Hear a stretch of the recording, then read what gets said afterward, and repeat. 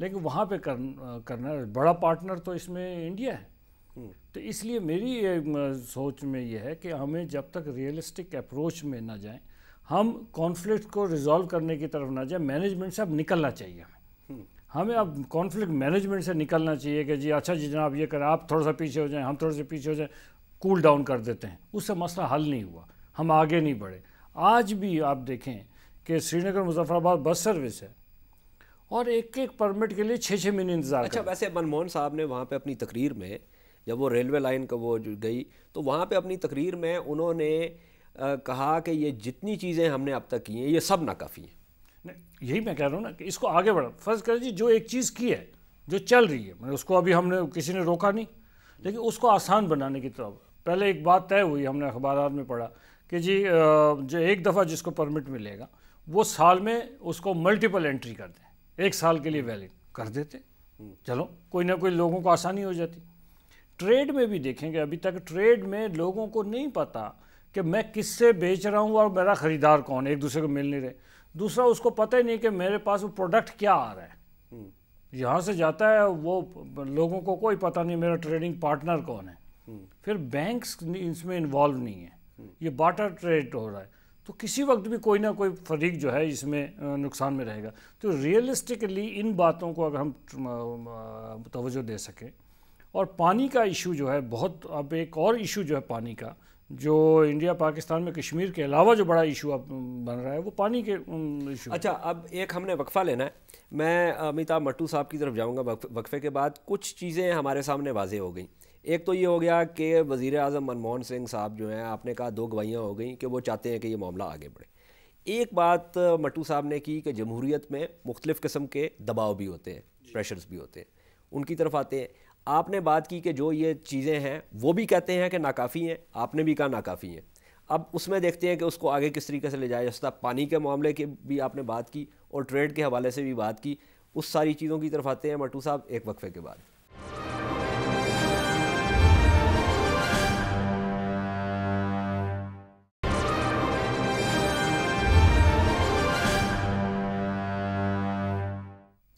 سیاسیات میں خوش آمدید. کشمیر اور پاکستان بھارت تعلقات کے حوالے سے بات کر رہے ہیں اور ہمارے ساتھ تشریف رکھتے ہیں شاہ غلام قادر صاحب اور ڈاکٹر امیتابھ مٹو صاحب. مٹو صاحب جو باتیں ہوئیں اس میں ایک اور چیز کا میں اضافہ اگر کر دوں, اس کے بعد آپ سے یہ سوالات کے جوابات لیتا ہوں. آپ نے بھی ایک جو ہے شعر پڑھے جو آپ کی بیٹی نے آپ کو بھجوائے. منموہن سنگھ صاحب سے پہلے جس وقت واجپئی صاحب تھے وہ بھی شاعری کرتے تھے, اور اس زمانے میں ہم یہ کہا کرتے تھے کہ شاعری تو وہ کرتے ہیں لیکن سیاست کے معاملات جو ہیں وہ منظوم نہیں ہیں, نثری ہیں, اور اس میں نثر کا جو ہے وہ پہلو آ جاتا ہے. تو دن کے وقت وہ پاکستان کے ساتھ نثر کرتے ہیں اور شام کے وقت وہ شاعری کرتے ہیں. اب جو معاملہ, اور یہ میں اس حوالے سے کہا کہ جو غلام قادر صاحب نے کہا کہ بالکل ہم نے خواب دیکھنا ہے لیکن اس کے ساتھ ساتھ کچھ حقیقتیں بھی ہیں, زمینی حقائق بھی ہیں, ان کو ہم کس طرح دیکھیں گے؟ اب یہ تو فیصلہ ہو گیا, ہم نے کہہ لیا کہ وہ چاہتے ہیں, آپ چاہتے ہیں, بھارت چاہتا ہے, آگے کس طرح بات بڑھے گی؟ دیکھیے اعجاز صاحب, دیکھیے سب سے پہلے آپ نے ایک اسٹریٹجک گول رکھنا ہے جس کو آپ ویژن کہیں, خواب کہیں, ڈریم کہیں.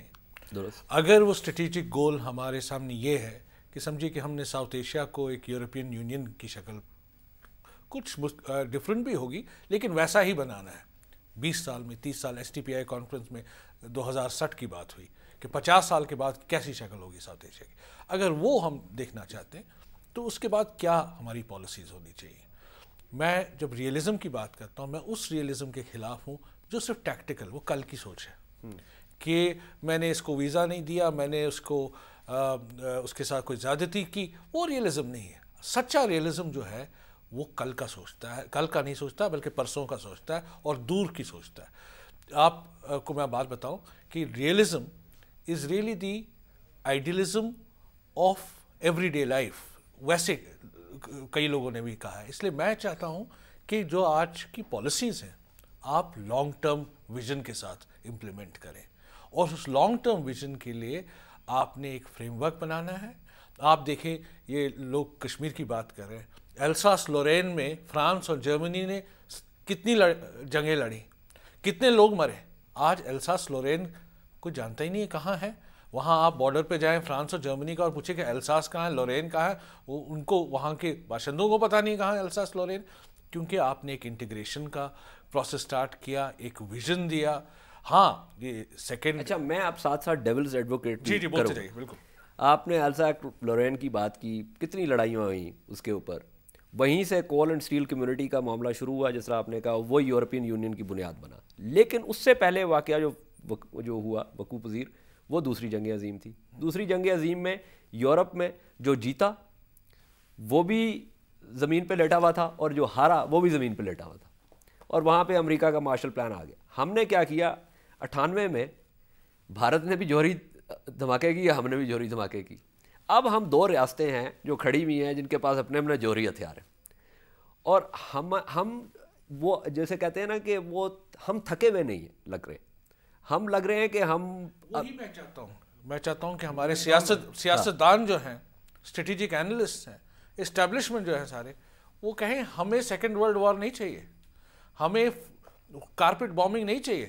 ہم وہ لیسنز اس کے باوجود سیکھ جائیں گے. یورپینز جو تھے ان کو second world war, American intervention, carpet bombing, لاکھوں لوگوں کی قربانیاں, اس کے بعد وہ ایک سبق سیکھ گئے کہ لڑائی سے کوئی حل نہیں نکلنا ہے, اس لیے ہم ایک انٹیگریشن کی پروسیس شروع کریں. الساس لورین کا مسئلہ جو ہے وہ ایک چھوٹا مسئلہ ہے, وہ سلجھایا جائے گا.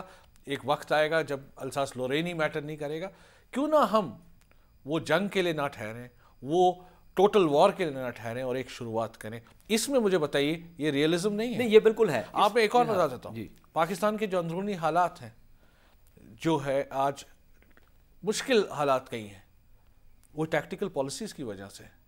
جو صرف آج شام تک سوچنا, یہ نہیں سوچنا کہ ہم 10 دن کے بعد کیا کریں گے, یا اگلے مہینے کیا کریں گے, 5 سال یا 50 سال کے بعد کیا کریں گے, اگلی نسلوں کے لیے ہم کس طرح نئی ایک دشا دیں گے. ٹیکٹیکل, اور بھارت میں بھی کئی ایسی جگہ ہیں جہاں ٹیکٹیکل سوچ کی وجہ سے صرف کاؤنٹر پروڈکٹیو ریزلٹس نکلتے ہیں. اچھا مجھے یہ بتائیے کہ یہ جو معاملات تھے, یہ جیسے میں نے پہلے کہا جو تعلقات کو معمول پہ لانے کا عمل تھا, اس کے پیچھے سوچ بنیادی یہی تھی. ایک سوچ تو یہ تھی کہ کشمیر کے اوپر جو معاملہ ہے نا سیاسی حاکمیت کا, کہ یہ پاکستان کا ہے یا یہ بھارت کا ہے, اس معاملے سے صرف نظر کریں گے, اور جو لوگ ہیں کشمیر کے ان کے اوپر اپنا فوکس رکھیں گے, ٹریڈ کے اوپر اپنا فوکس رکھیں گے, ان معاملات کی طرف چلیں گے کہ جس میں کشمیری جو ہیں وہ اس معاملے کا بنیادی جو ہے وہ ہولڈر ہے, ہاں عنصر بن جائے. پھر بات وہاں سے ہٹ گئی. دیکھیے جیسے آپ نے کہا, جو یہ شاہ صاحب بھی کہتے ہیں کہ ون ون سلوشن جو ہے جس میں کسی کی ہار نہ ہو, بھارت کی بھی نہ ہار ہو, نہ پاکستان کی ہار ہو, نہ جموں کشمیر کے لوگوں کو لگے کہ ہمیں کچھ نہیں ملا. وہ کوئی ایسا سلوشن ہے؟ ہاں ہے, جس میں آپ لوگوں کی بات کریں, ٹیریٹری کی بات نہ کریں, ساورینٹی کی بات نہ کریں. اگر ٹیریٹری اور ساورینٹی کی بات کریں گے تو اگلے 200 سال تک, جب تک آپ انٹیگریشن کی پروسیس نہ کریں. لیکن اگر آپ کہیں گے کہ ہم ایسی صورتحال بنائیں جس میں لائن آف کنٹرول ایک لائن آف پیس بن جائے, جس میں لوگ, سوچ, کاروبار چلتا رہے, اور ایک ایسا ورچوئل ری یونیفیکیشن ہو جائے جموں کشمیر کا, اور دونوں سائڈ میں آپ ایک پولیٹیکل آرکیٹیکچر بھی بنا دیں جس میں امپاورمنٹ ہو لوگوں کی, اکنامک اپرچونٹیز ملیں, اور جہاں ایک کوئی کامن ایشوز ہوں, پانی کا ہے, ہارٹیکلچر کا ہے, ٹرانسپورٹ کا ہے, اس میں آپ ایسوسیشنز کریٹ کر دیجئے تاکہ سہولیت ہو میوچل ایریاز میں. اب یہ بات ہے کہ آپ کو پتہ ہے کہ یہاں اندرونی حالات بھی کچھ بگڑ گئے, ہو سکتا ہے وہاں انڈیا سے بھی کوئی سلونیس ہو, میں جانتا نہیں ہوں, لیکن لگا کہ اس وقت پریزیڈنٹ مشرف جو ہے, اس وقت اندرونی حالات جو لال مسجد کا واقعہ ہوا یا بعد میں جو سول یہ لائرز کی ایجیٹیشن تھی, اس کی وجہ سے وہ تھوڑے پیچھے ہٹ گئے. لیکن میرا ماننا ہے کہ آج بھی اگر آپ نے کشمیر میں آگے چلنا ہے تو اسی انڈرسٹینڈنگ, میں جانتا ہوں کہ پریزیڈنٹ مشرف کی پاپولیرٹی اتنی ہائی یہاں اس وقت نہیں ہے, لیکن جو ان کی کئی باتوں میں سوچ ہے, we should not throw away the baby with the bath water. اگر کوئی اچھی چیز کہیں ہے کہ صرف پریزیڈنٹ مشرف نے کہی تھی اس لیے کہ خراب ہے, ویسا میرا ماننا نہیں. اس لیے کشمیر کے حوالے سے میرا ماننا ہے کہ انہوں نے کئی باتیں کی تھی جس سے آگے پہل ہو سکتی تھی. اچھا غلام قادر صاحب, تفصیل سے ڈاکٹر مٹو نے بات کی,